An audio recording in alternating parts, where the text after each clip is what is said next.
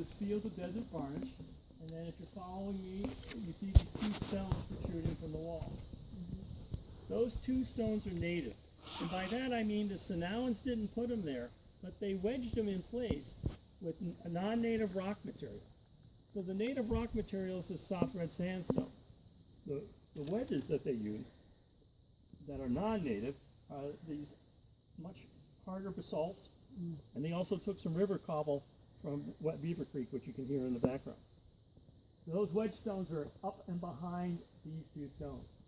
They also work the edges of these stones so that when the sun comes over the edge of the cliff, these two stones cast cleaner, linear shadows, and between those two shadows is a sunbeam.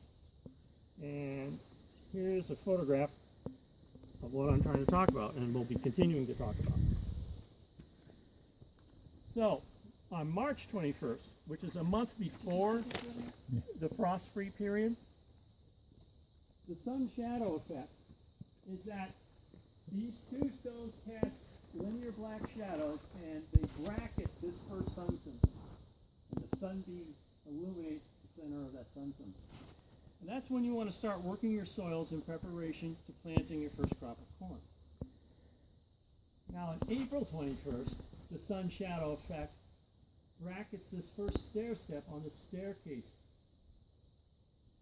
petroglyph. So on April 21st, that stair step is bracketed, and it's time for you to plant your first crop of corn. 30 days later, the second stair step is bracketed by that sun shadow effect. That's when you plant your primary crop of corn, your largest crop of corn. In another 30 days, it brackets this third stair step and also this first corn symbol. It's time for you to plant your third and last crop of corn, and because the varieties of corn grown by the Sonoans had a 60-day maturation period, it's time for you to harvest your first harvest of corn, your first crop of corn.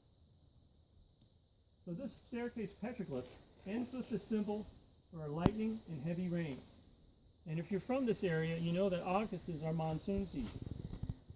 And we have really heavy but erratic rains, and that's a really horrible time to have seeds or little seedlings that aren't well established in the soil, because they just wash away and you wasted your seed and your time. So when this part of the petroglyph is bracketed by the sun shadow effect, it's time for you to stop planting.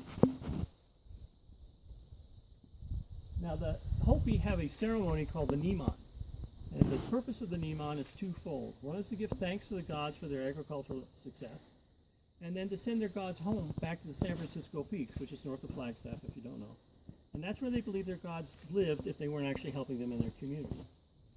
The Hopi symbol for that Neman ceremony are these paired dancers. See these little dancers with the little toes and everything? Because in part, the Neman is like a conga line of hunched dancers. The Hopi celebrate the Neman 14 days after the last harvest. Well, guess what? 14 days after the last harvest, the sun shadow effect brackets these two dances. Pretty cool, huh? But wait, there's more. All right? You can't see it from where you're sitting, but there's a big V-shaped notch between this cliff and this pillar. And of course, the Sonoans didn't make that notch, but they put stones in the bottom of it because it affects how the sun dagger, when the sun is at the right angle, comes through there. And December 21st is the winter solstice, right? So if you are here at 1:30 on December 21st, all of a sudden the sun is just at the right angle where a sunbeam or sun dagger emanates from that crack and illuminates this basalt column. That basalt column is non-native. So now it's placed it there. And then an hour later, that same sun dagger illuminates the center of the sun symbol, and then it disappears. It's gone for the shortest day of the year, and winter is officially started. I want to draw your attention to the sliver stone. It's native, meaning that the Sonoans didn't put it there, but they wedged it in place with non-native material. And they beveled this edge of the cliff so there's broader, flatter area from the shadow projected by this stone to lay upon. And they beveled this edge of the cliff so that more sunlight can get to that knife edge.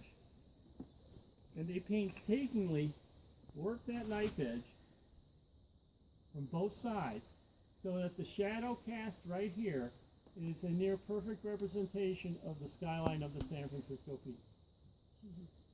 Remember, cracks in walls are considered portals for their deities, and so by making this representation of their gods' homes, it's thought they are like inviting them to, hey, use this superhighway, visit us first, and by the way, go back home that way too. Let's just both ways.